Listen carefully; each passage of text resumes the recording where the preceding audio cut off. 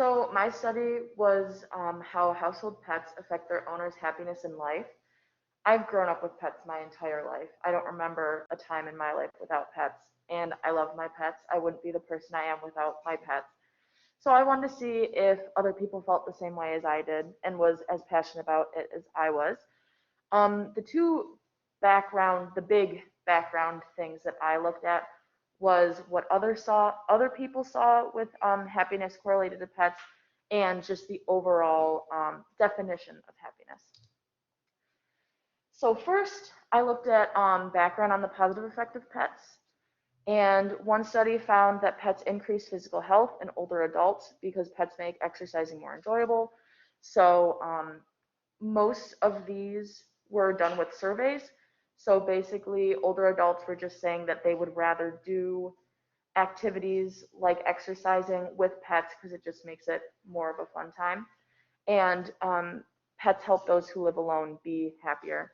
That obviously makes sense because not a lot of people like to be alone, and pets can definitely help with comfort. Pet related activities can be seen as more meaningful and mood raising. So, again, that relates to the first bullet point. Elderly women who are not bonded with their pets are sadder than elderly women who have stronger bonds with their pets. So, this was a different study, pretty self explanatory. Also, there was a correlation between bad pet relationships and bad human relationships within the studied population of elderly women. So I thought that was very telling that if you don't have a good relationship with your pets, that you most likely don't have good relationships with the people in your life. So some more background. Cancer patients who own companion dogs found that they provide needed companionship and comfort, enhance emotional well-being, help keep them on a schedule, and promote exercise and activity. So this kind of relates to the first study I talked about with just making people more active, making people want to live life more, just again, making them happier in general. And then in the same study, a stronger bond with companion dogs was associated with fewer depressed symptoms in patients who finished treatment. Again, I thought this was a really big finding that a companion dog was associated with fewer depressed symptoms. Then another study found that abused women stay in their bad relationships longer in fear of their animals' well-being. This study was kind of sad. Basically, it just talked about how women don't want to leave their pets in an abusive relationship, so they tend to stay longer. So that just goes to show that people are literally putting their pets in front of their own well-being, which again is very sad but very telling. And then lastly, adopting measures to accommodate pets in the workplace would include benefits like enhanced attraction and recruitment, enhanced employee health, increased employee productivity, and positive bottom line results. So this study compared workplaces that are pet friendly versus non-pet friendly, and these were all the benefits they found within the pet friendly workplaces. So now the next slide or two is going to be about happiness. I found out happiness is a very, very complex thing. I mean, it doesn't probably seem like it, but it is very complex just throughout the world. So different languages don't always have equal meanings for words, and different areas of the world have their own definitions of happiness. So within that study, there was an example. They did English versus Danish populations. So the word happy in Danish, which I'm not even going to try and say that, translates to something a lot bigger and more deep than what our word happiness actually means. And the same thing goes with the German word for happiness. It's just it holds a lot more of a stronger meaning than our word happy, which I didn't even know that was a thing. So it was really interesting to find out. And of course, definitions, meanings change throughout time and are different within all countries. A great example I like to use for this is if you were to ask a woman in the 20s what she defines as happiness, she might say, raising a family, cleaning her house, keeping after her family, keeping her family happy.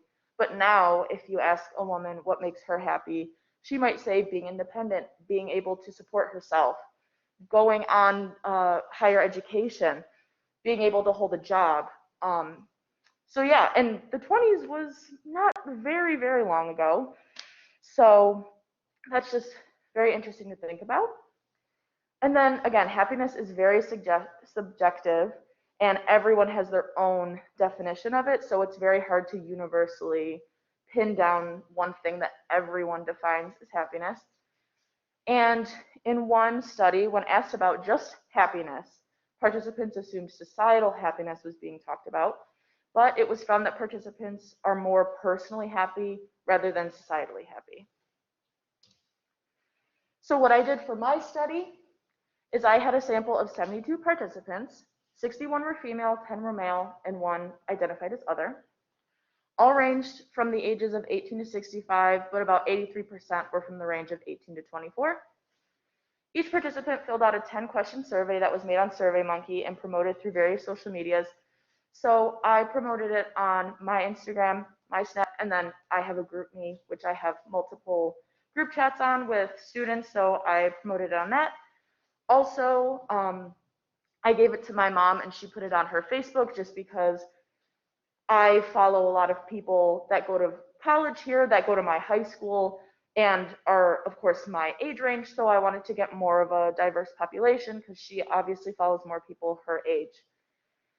The population of participants was mostly from the Western New York area. Like I said, it's mostly just people I know, which I'm from Buffalo, so it's going to be a lot of people from Buffalo, a lot of people from Rochester. And of course, if you go to school here, but you're not from the Western New York area, you know. So instead of defining a universal definition of happiness, there was a statement within the survey telling the participants to think of their own idea of what their happiness looks like. The next slide has all of my questions, so I'll point that out later. All of the questions related to happiness could only be answered as either yes or no.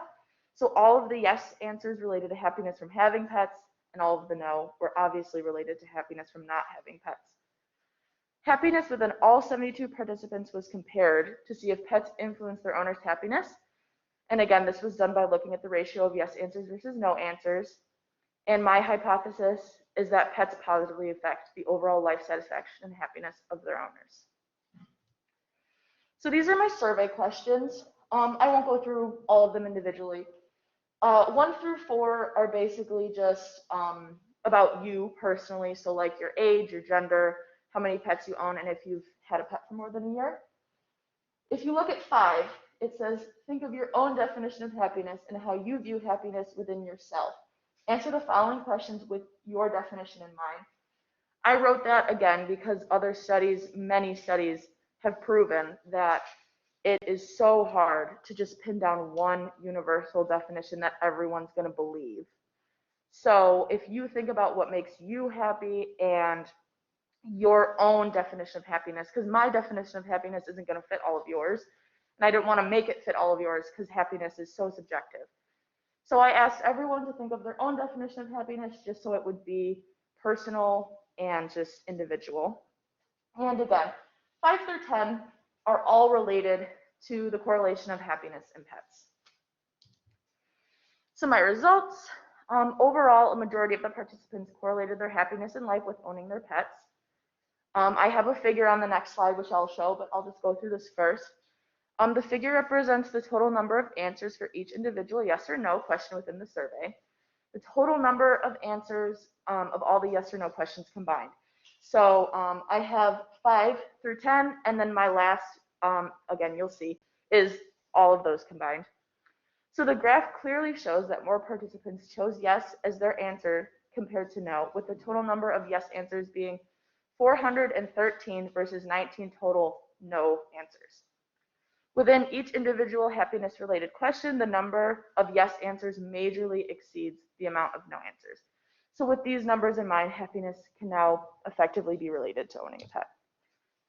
This might be a little hard to see just because the numbers are small, but so these are questions 5 through 10, and then the total, so all of these combined. And it's very hard to see these little blue bars, but that's very telling because those were very low numbers. So like I said earlier, 413 versus 19. Like just an example, question 7, it was 71 versus 1. So 71 people answered yes and 1 person answered no for that question. So I think this figure is very telling in the fact that you can hardly see those blue bars because not a lot of people answered that. So moving forward, overall, my study does, my study's findings show that there's a strong correlation between people owning pets and their life happiness, which was my hypothesis, and with an overwhelming number of participants answering yes when asked about pet-related happiness. So with this in mind, the results support the original hypothesis, like I said, and my data supports other findings that I talked about earlier. So my study was obviously a lot more general. Mine was just talking about, okay, life. Think about just your overall life. Were you happier with pets? And the background information that I talked about earlier went a lot more in detail with, elderly women, cancer patients, abused women. So mine's a lot more general, but with that generality, it also supports the more specific studies. So some of the restrictions within my study just include spreadability, gender, and age range. So like I said, with spreadability, it's a lot of people that I know. And within the Western New York area, gender, there were a lot more females than there were males and other. And age range, like I said, it was between 18 and 24. That was like 83%.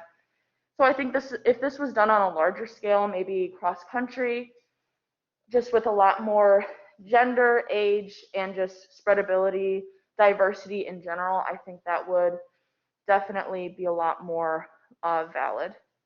Any questions?